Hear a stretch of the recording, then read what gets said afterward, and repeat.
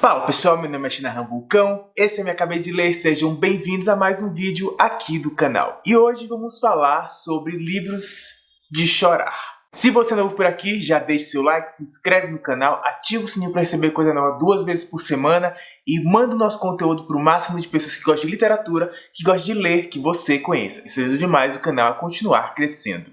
Se você quiser acompanhar mais de perto o dia a dia do canal, projetos futuros, leituras em andamento, a obra do meu apartamento, é só seguir no Instagram, @meacabeideler, e claro, aquele pedido de sempre. Se você for fazer qualquer compra nos sites da Amazon, Americanas ou Submarino, pode ser um conjunto de Tupperware ou ração de cachorro. Usa o link do canal, ele está na descrição do vídeo. Eu recebo uma pequena comissão em cima da sua compra, mas você não paga nada mais por isso. Em fevereiro de 2021, eu fiz um vídeo igual a esse, muito similar. Igual não, né? Porque os livros mudam.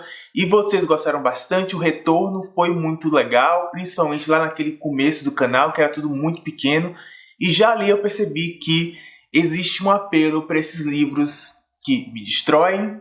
5 estrelas, favoritados. Mas Shinahan, este vídeo não é de livros que vão me fazer chorar de rir? Não, estamos falando aqui de dramas, fossas, livros que vão te fazer chorar pelo drama. Existe uma coisa quase mágica quando um livro te envolve de tal forma e você se apega de tal forma aos personagens que quando algo acontece com eles, para o bem ou para o mal, você está tão dentro do livro, tão envolvido, que você mergulha junto, que você se emociona junto com a cena. Não é todo livro que acontece isso. Recentemente eu falei sobre um livro, que eu não vou voltar a citar, que tentava fazer isso o tempo inteiro e falhava miseravelmente. Não é o caso desses aqui. Esses aqui conseguem com louvor. É importante avisar que muitos desses livros possuem gatilhos pesados, tá? Gatilhos fortes, então vocês estão avisados se forem pegar qualquer um deles para ler. O primeiro livro que eu tenho aqui é um dos meus queridinhos de 2021, os meus favoritos da vida, que é Pachinko, da Min Jin Lee.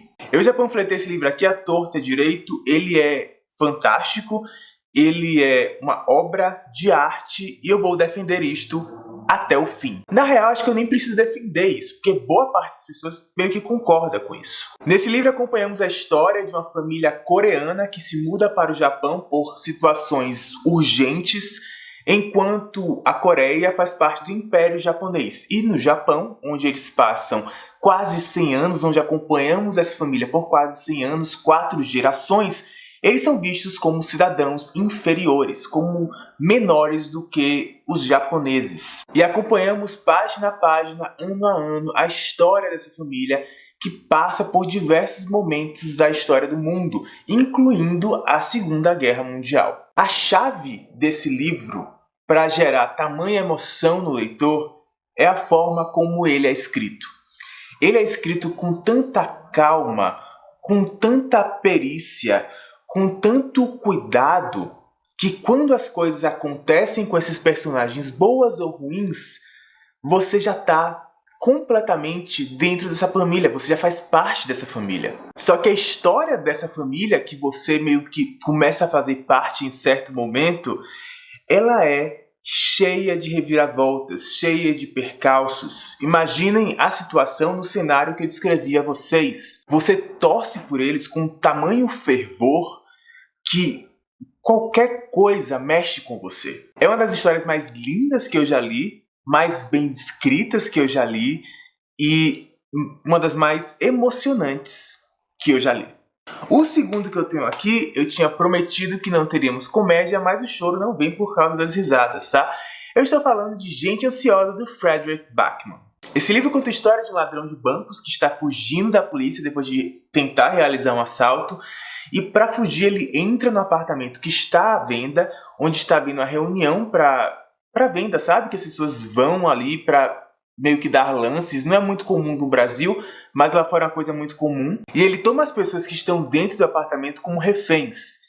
E aí a história se desenrola contando a história do ladrão e das pessoas que ali estão, os reféns. E eu já falei isso no vídeo de melhores do ano. Como esse livro consegue te fazer rir muito em uma página, de ser absurdamente ridículo, em alguns momentos até ter um humor pastelão. E aí ele vira uma chavinha e na página seguinte acontece alguma coisa, um detalhe, uma memória, um movimento que destrói o leitor. E aí o leitor começa a chorar. Simplesmente começa a chorar. Porque algo no passado dessas pessoas, algo que constituiu essas pessoas como elas são, é tão forte e faz tanto sentido com o personagem, principalmente do meio para o final do livro, que você é derrubado sem você perceber. Você tá rindo, de repente você para e aí você começa a chorar. E eu acho que essa é a chave do sucesso desse livro. É essa mudança drástica o tempo inteiro. Você não sabe o que esperar dele. Ele te dá um misto de emoções que é difícil de conseguir, mas ele consegue. O terceiro livro que temos aqui é o mais pesado dessa lista, com certeza. E assim, eu digo que é um dos mais pesados que eu já li na minha vida, se não for o mais pesado.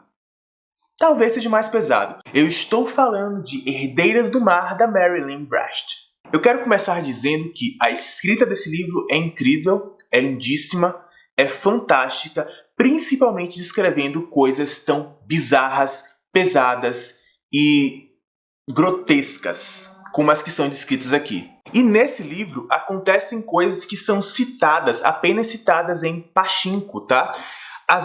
Os dois livros se passam mais ou menos na mesma época. Esse é mais focado na Segunda Guerra Mundial, enquanto Pachinko dura aí 100 anos. E o que é que Herdeiras do Mar retrata que é tão pesado, que é tão forte, que é tão emocionante, de duas formas completamente diferentes, tá? Em Herdeiras do Mar acompanhamos duas irmãs, Hana e Emi, também mulheres coreanas, adolescentes coreanas. Emi é uma criança quando começa e Hana é uma adolescente. Elas são mergulhadoras coreanas, por isso que Herdeiras do Mar. Elas têm esse título dessas nadadoras, que tem um termo específico, que é extremamente honrado, que é motivo de orgulho para elas. Que é algo que é passado de mãe para filha, de bisavó para avó, para mãe, para filha, para neta. E é nessa família de mergulhadoras que somos inseridos.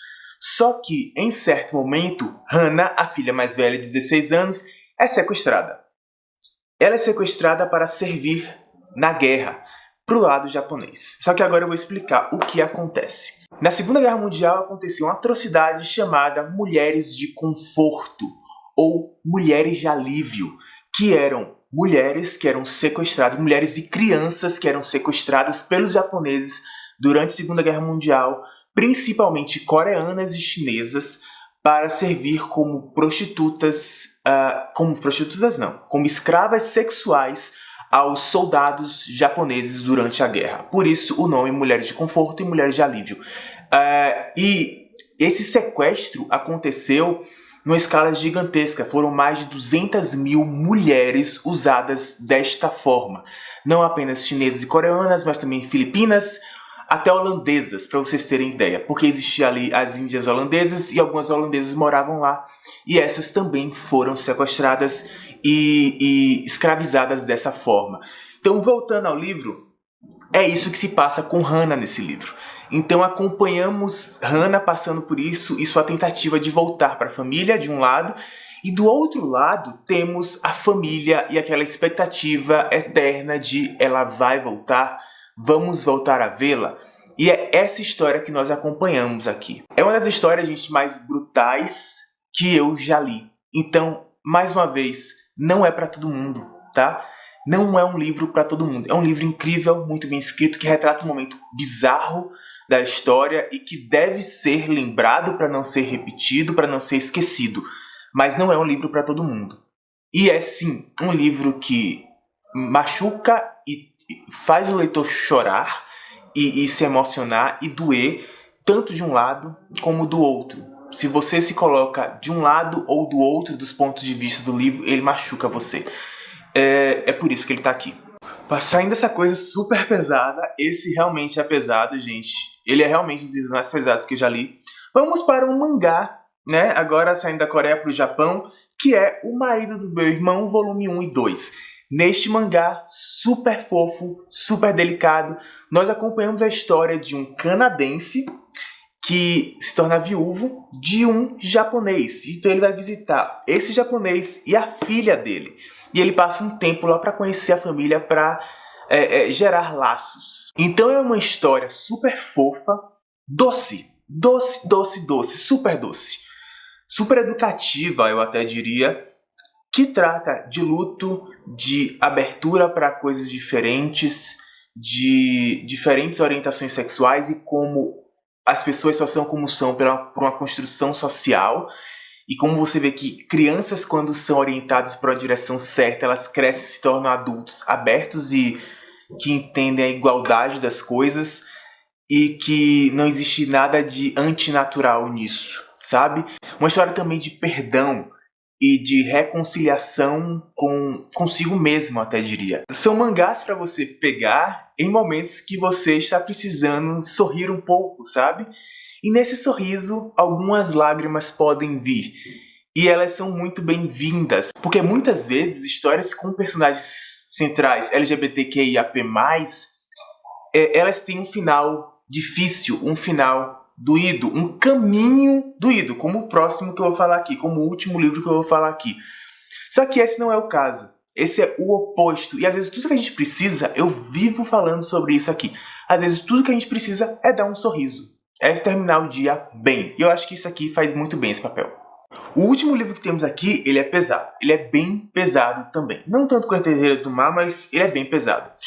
Eu acho que a emoção dele vem muito do gatilho. De alguém que já sentiu na pele, de alguém que se identifica, de alguém que já viveu algo similar ao que acontece no livro. Eu estou falando de O Fim de Ed, do Edouard Louis. Esse livro conta a história verdadeira do autor do livro, quando ele, no início dos anos 90, era uma criança afeminada morando num vilarejo no norte da França, com pais que eram extremamente homofóbicos, tradicionalistas, com uma sociedade, uma micro-sociedade ali de pouquíssimas pessoas que se comportava como o clássico povo do interior, preconceituoso, heteronormativo, o padrão, sabe? Isso não é uma unanimidade, toda a generalização é burra, mas é o que acontece, aqui é o que aconteceu com ele. E esse livro, ele narra a história da infância dele, do tempo inteiro em que ele tenta se encaixar no que a sociedade quer que ele seja e ele simplesmente não consegue. Ele simplesmente não consegue agir feito homem. Ele não consegue ir até os finalmente com meninas para que toda a história seja abafada. Ele não consegue deixar de ser alvo de violência verbal e violência física, simplesmente por ser uma criança afeminada. Simplesmente. E tudo que acontece com ele parece saído de um pesadelo. E quando você pensa que a coisa toda aconteceu com o autor, que a história dele, a coisa se torna muito mais próxima, muito mais palpável, sabe? E quando você pensa que diariamente milhares, se não milhões de crianças passam por isso, é o tipo de livro que eu acho que todo mundo precisa ler, sabe? E eu acho que, inclusive, homofóbicos precisam ler, para ver se existe qualquer empatia com o que passa na cabeça dessa pessoa, com o que essa pessoa vive no seu dia a dia, sabe? A luta eterna daquela criança, daquele adolescente, que vai ter sempre aquele tio babaca que vai virar e mandar parar de agir como um viadinho. Ou o pai, ou a mãe, ou um irmão, uma irmã, um colega de escola, sabe? E isso acontece, gente. Isso acontece. E assim, as coisas acontecem quando você menos espera. Por isso que eu acho que todo mundo deveria ler para entender o efeito que isso tem na cabeça das pessoas. Porque é um jogo perdido, sabe? Você não vai mudar. Você pode tentar o quanto você quiser. Você não vai mudar. É um jogo perdido. Não importa o quanto você tente. Em algum momento, alguém vai virar pra você, vai perceber o que você é e vai jogar na sua cara e vai te esmagar com isso. Então ele é um livro que, dependendo de quem lê, ele é bem pesado. Tá? Mas eu acho que é um tipo de livro necessário. O tipo de livro que mostra a realidade do ponto de vista de uma pessoa que sabe que aquilo aconteceu e como aconteceu. É isso, é o último livro aqui. Então é isso, pessoal. Esses foram 5/6 livros, porque o marido do meu irmão são 2, né? 2 volumes, que eu trouxe aqui, livros que fazem chorar, que deixam o leitor extremamente emocionado. Por hoje é só. Beijo grande, até a próxima. Tchau, tchau.